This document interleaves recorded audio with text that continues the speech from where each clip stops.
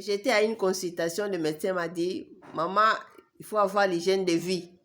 Je me suis dit, mais ça c'est un nouveau mot, hein. Docteur, qu'est-ce que ça signifie, hygiène de vie? Il m'a dit, ok, quand on parle de l'hygiène de vie, c'est manger équilibré, c'est-à-dire ne manque pas les fruits sur ton assiette, les légumes, le poisson ou la viande selon, parce qu'il y en a qui ne tolèrent pas la viande, ils mangent le poisson, et ceux qui ne tolèrent pas le poisson mangent la viande, les œufs, et après à tout ça, tu ajoutes l'exercice corporel.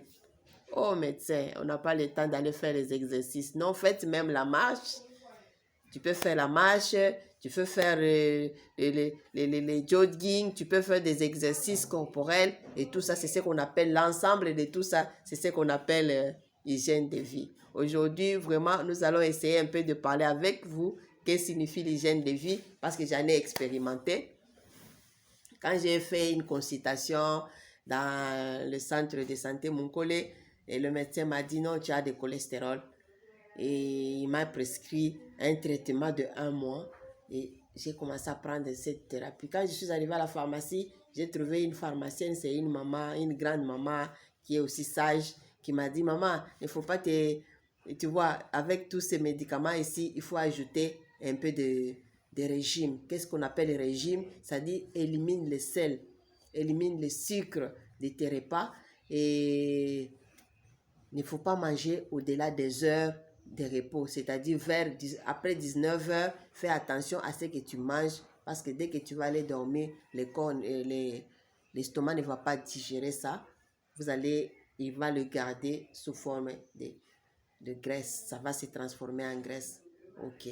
Mais pour un premier temps, tu peux prendre le poisson fumé et les légumes. Et donc les légumes que tu peux tolérer sans beaucoup d'huile, sans beaucoup de sel.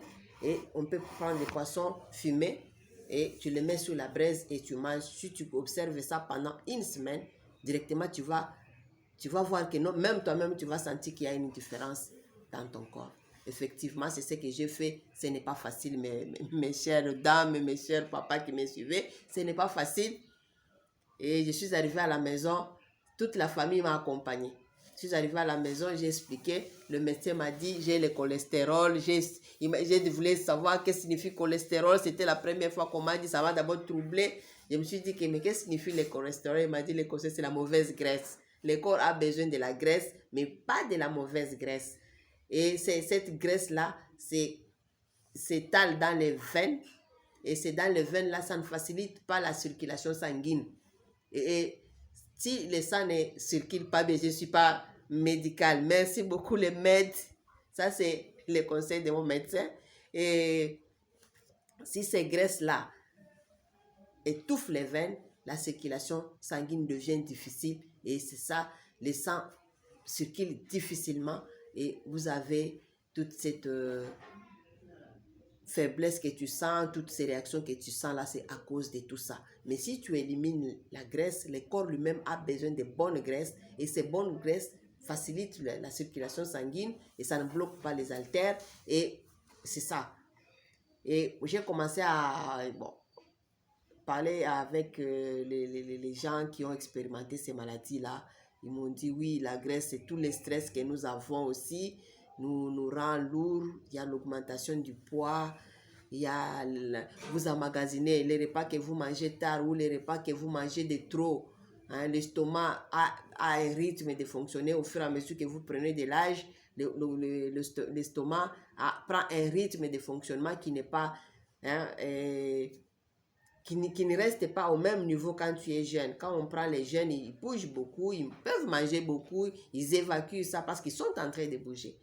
Et c'est pourquoi le médecin a parlé de l'hygiène de vie et ma famille m'a accompagné. Vraiment, et salut à ma famille, ils m'ont accompagné dans les repas qu'ils ont commencé. J'ai vu ils se sont dit, ok, on met les sels de table. Avec les sels de table, c'est l'autre qui trouve que non, les sels que nous avons servis et bas dans les repas, il peut ajouter. On a mis les sels de table, donc les pondous, je suis déjà habitué. Même si tu ajoutes un peu, tu ne peux pas me mentir. Je vais te dire, tu as mis quelque chose. J'ai commencé à manger les pondous sans sel, moins d'huile, Et avant, il ne faut pas vous fier à tout ce qu'on dit, non. Et l'huile de cholestérol, l'huile de tournesol, oh, l'huile de ceci, toutes ces huiles-là, c'est huile. Hein? Il ne faut pas dire non, et ça c'est une bonne huile, ça c'est une mauvaise huile, tout reste huile. Mais diminuer seulement la quantité, et c'est ce que je fais. Et à cela, j'ai ajouté les fruits et légumes. Comme nos fruits sont saisonniers, profitez du moment. Maintenant, là, nous avons beaucoup des oranges. Profitez de ces moments ici pour prendre beaucoup des oranges, pour manger beaucoup de fruits, parce que nous avons des fruits selon des saisons. D'ici là, ça sera les ananas. Après, nous aurons les mangues. Et nous profitez de tous ces moments-là parce que ces fruits-là sont saisonniers. Et manger ces fruits-là, ça va vous aider à faciliter la digestion, à accélérer votre digestion. Parce qu'il y a des gens qui se créent des hémorroïdes parce que l'estomac n'évacue pas. L'hémorroïde, ce n'est pas une maladie. C'est un estomac surchargé. Ton estomac est surchargé avec des grosses boules de foufou, avec des quoi?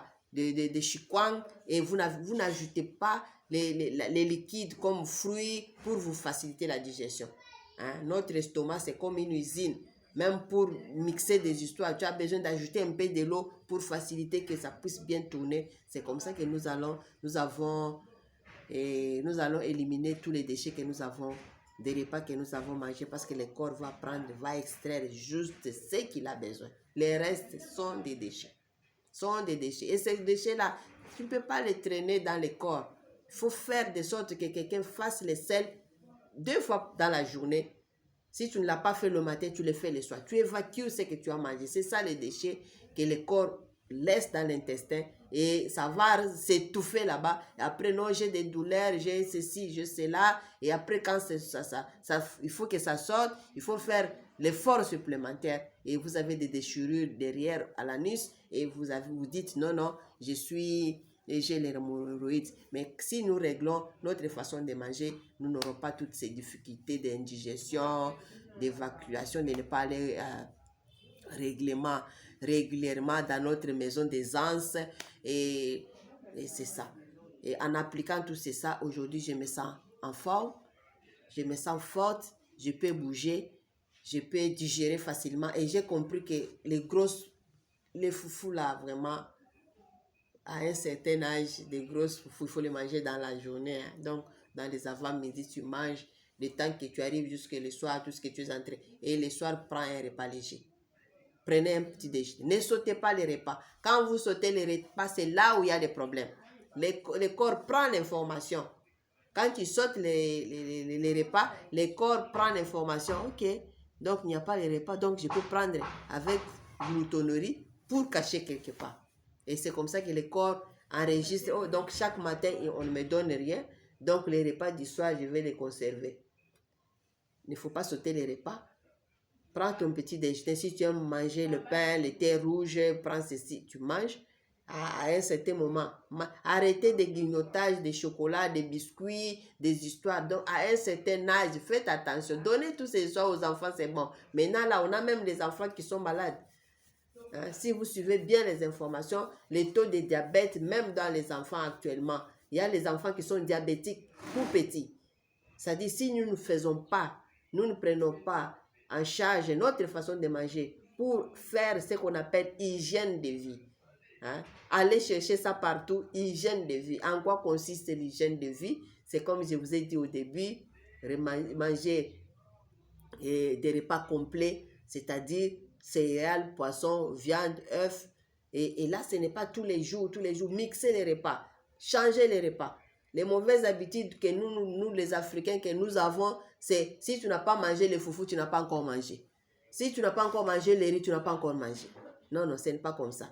Mangeons régulièrement, d'une façon réglementaire et d'une façon améliorée. C'est-à-dire, tu prends le petit déjeuner, à midi, tu prends quelque chose, et les soirs, prenez les repas dirigés. Transformez les horaires des repas. Il ne faut pas mettre les grosses boules de foufou dans ton estomac le soir. Tu surcharges l'estomac le soir. Tu ne vas pas bien dormir.